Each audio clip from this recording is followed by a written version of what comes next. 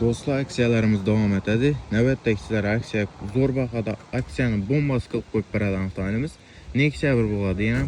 Şunun Bordovoy qızıl svetdə 2006-cı il işləb çıxarılan Nexia 1'imiz buladı. Maşınımız EGL-dən satıb bərərək yəni salonumuza.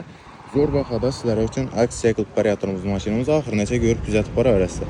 Maşının zəngləri işlənən, kraskesi başqa cayları 100% radnoid. Yumuşaq pololar ustanovka qılınan 2006-cı il buladı maşınımız. Yürgen probek 280.000 kilometre. Metan gazları, yumuşak balon, çixol, polik hemen avratları var. LED çıraklar onun atılgan faralarına ideal halette. Tuning kılıngan maşin zor sastenede. BMA ustalarza görsətib tekşirtirib xarid qılarasa. Maşinin narxını dostlar küzətib ötəmiz. 48 milyon sonunda duruyordu maşinin narxı dostlar.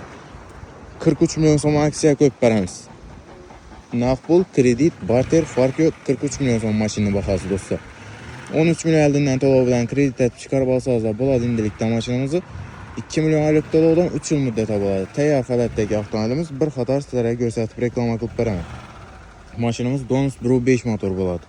Motoruna, korobka xadoylarına cavab döpdürtdü legələri BMA özləri üçün tekşirtirib ustalarıza görsətib xarid qılarsa. Maşının salon xalətindən görüb başlaydan basaq dostlar. Polik çixollar təyyar qımmat zorlarından qoyulğan maşına. Umuman Kəmiz cayları yok, defekli cayları yok. 282.000 kilometre yol baskan maşin. Təyar halətdə. Zor sastene de.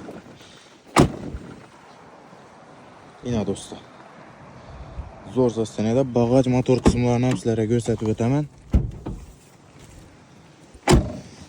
Kuzuxunam görtürallarızda heç qanday defekli cayları yok maşında. Təyar halətdə. Metan gazları var. Zapaski'den krat balon gülüşü cayında dürttü. Təyar halətdə maşinimiz. Elde izləri zavuk dürttü. Kantaçkelərdə dürttü. Donus Pro 5 motor atıb etkəniliyim maşin. Yumuşak bolalar ustanovka qılıngan. Maşin təyar halətdə. Gəlib BMA ustalarıza görsətib tekşirtirib xarid qılsanız da buladı. Maşin şanslı. Elde izi zavuk.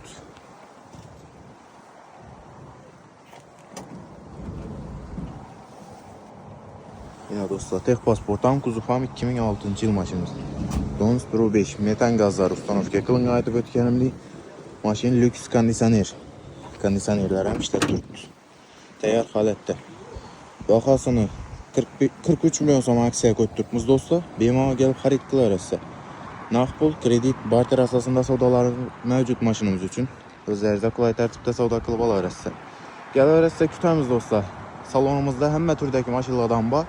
BMA gəlib arzan gəlişi savda qılıb getərsə. Sizə də həmçinin satlardan maşınlarınız olsa, BMA gəlişləri istəsək qılamız, gəlsək, naxalamız gəlişməsək, şöyle salonumuzda qoyub tez fürsətlə içində özlərinizdən aytqan baxalarınızdan zor ət satıb bəş xidmətlərimizdən var. Gələrsə kütəmiz. Pəstə bizə bilən bağlanış üçün nömrəni qoyub ötəmən dostlar. Rəhmət axır nəsə güzəltib arğalarınız üçün.